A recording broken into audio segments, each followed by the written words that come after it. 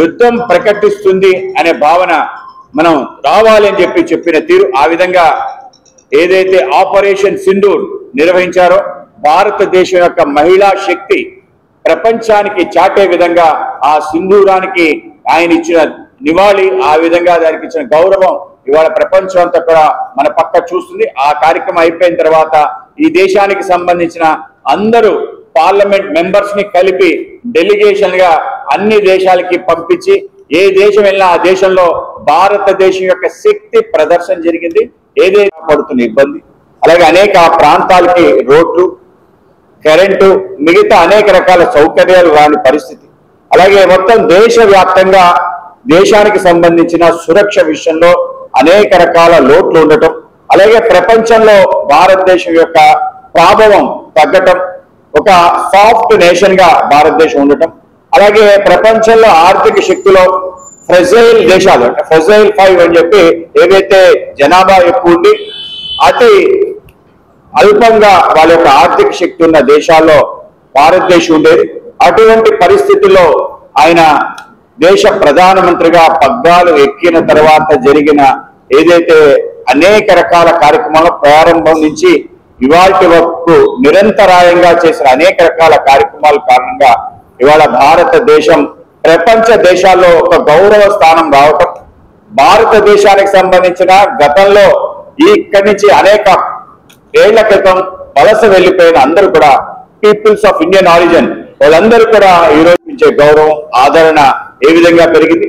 అంతేకాకుండా ప్రపంచంలో ఇతర దేశాలు కూడా భారతదేశం చూసే దృష్టికోణం మారటం, ఇవాళ ప్రపంచ దేశాలన్నీ కూడా ముక్త కంఠంతో నరేంద్ర మోడీ గారిని you are the boss, you are the leader, స్వయంగా అనేక రాష్ట్ర అధ్యక్షులు ఆయన కాళ్ళని మొక్కే ఒక పరిస్థితి రావటం ఏదైతే ఉందో ఈరోజు భారతదేశం సగర్వంగా నిలబడిన ఒక స్థాయికి భారతదేశం రావటం, భారతదేశానికి మొదటిసారిగా సర్వ స్వతంత్రమైన ఒక ఆర్థిక విధానాన్ని, సర్వ స్వతంత్రమైన ఒక విదేశాంగ విధానాన్ని, అలాగే మన రక్షణ విధానాన్ని మనం ఈరోజు అమలు చేస్తున్నాం.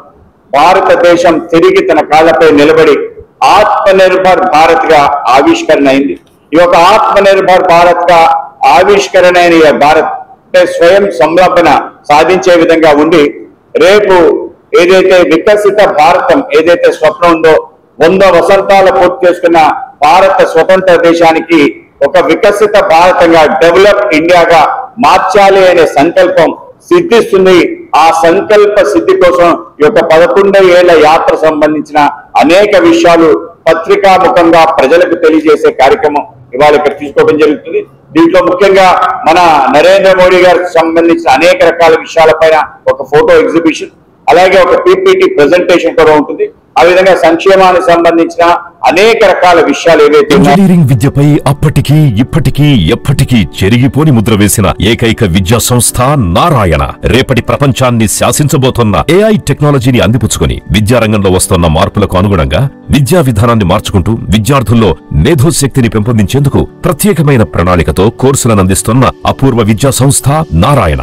నాక్ మరియు ఎన్బీఏ గుర్తింపు పొంది 27 సంవత్సరాల అనుభవంతో అత్యున్నత ప్రమాణాలతో ఇంజనీరింగ్ విద్యకు సరికొత్త దశ దిశ చూపుతున్నాయి నారాయణ ఇంజనీరింగ్ కళాశాలలు. అండర్ గ్రాడ్యుయేషన్ మరియు పోస్ట్ గ్రాడ్యుయేషన్ కోర్సులను అటానమస్ కరికులం ఆధారంగా అందిస్తూ 2024-25 విద్యా సంవత్సరంలో 50కి పైగా ఎంఎన్సీ కంపెనీలలో 600కు పైగా ఉద్యోగ అవకాశాలు పొంది మరియు వాటిలో అత్యధిక ప్యాకేజ్ 12 lakhs per annum సాధించిన ఘనత నారాయణదే. ఏఐసిటిఈ ద్వారా గుర్తింపు పొందిన idea labs, drones, 3D printer, Juniper network centre of excellence, robotics, IoT centre of excellence ల్యాబ్లు కలవు. అడ్మిషన్లకై సంప్రదించండి. నారాయణ ఇంజనీరింగ్ కళాశాలలు నెల్లూరు మరియు గూడూరు.